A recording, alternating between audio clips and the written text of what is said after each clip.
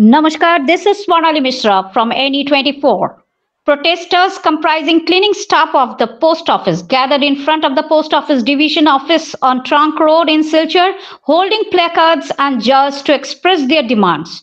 The protesters alleged that their wages have been pending for 2 months and some staff members have been terminated from service using various tactics. When speaking to the media, the cleaning staff claimed that despite their efforts to discuss the issue with postal department officials, they were threatened with termination and verbally abused. The staff members appealed to the departmental officials and the government to fulfill their demands.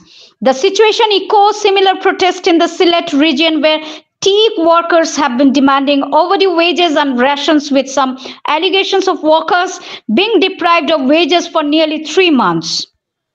For more news and updates, you can watch us on YouTube NE24 channel, subscribe us and follow us on Facebook to stay connected with us. আমরা postal কর্মচারী contingent staff আমরা বিগত 2 মাস থেকে আমরা বেতন পাইলাম না।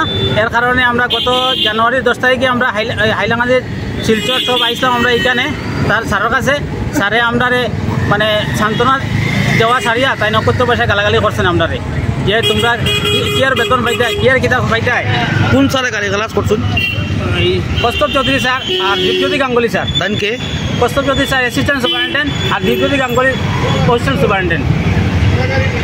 এই তাই আমরা গালাগালি খরচ হয় যে তোমরা কি আর বেতন পাইতে যাও, তোমরা কি আর বেতন মুদিয়ে দেন না পয়সা, মুদিয়ে পয়সা দিলে আমরা পয়সা দিমু। এইভাবে আমরা বহুত প্রতারণা করছেন স্যার আমরা লগে।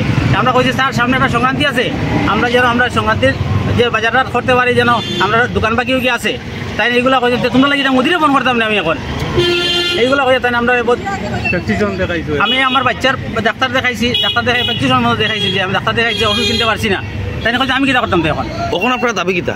এখন দাবি আমরা বেতনগুলো রানিং পাইতাম অন্তনে যাওয়ার পরে তোমার ইয়ে করতাম।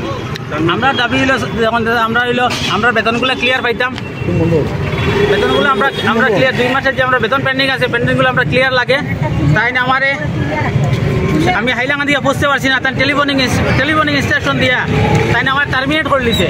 টেলিফোনিং স্টেশন পোস্টমাস্টার টেলিফোনিং স্টেশন কই আছেন তারা টার্মিনেট করা হোক।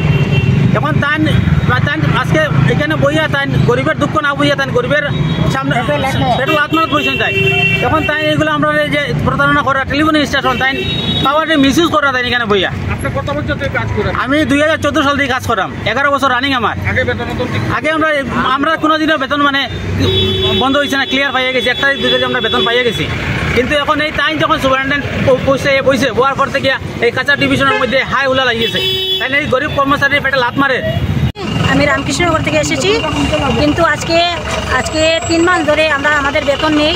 কী কারণে জানি না, আজকে দিবে কালকে দিবে এরকম করে। আমরা সেদিন এসেছি আমরা এখানে সুপারিনটেন্ডেন্টের কাছে অনুরোধ করার জন্য যে স্যার আমাদের বেতনটা হয়নি কেন। স্যার উঠে বললেন যে তোমাদের ফার্ম নেই, যার কারণে তোমাদের বেতন হচ্ছে না। কতদিন আমরা দীর্ঘ আজকে 2014 থেকে কাজ করে আসছি, কিন্তু সব আমরা বেতন পেয়ে যাচ্ছি, 1-2 তারিখের মধ্যে আমাদের বেতন ঢুকে যায়। কিন্তু এই 3 মাস ধরে কি হয়েছে যে বেতন হচ্ছে না কেন?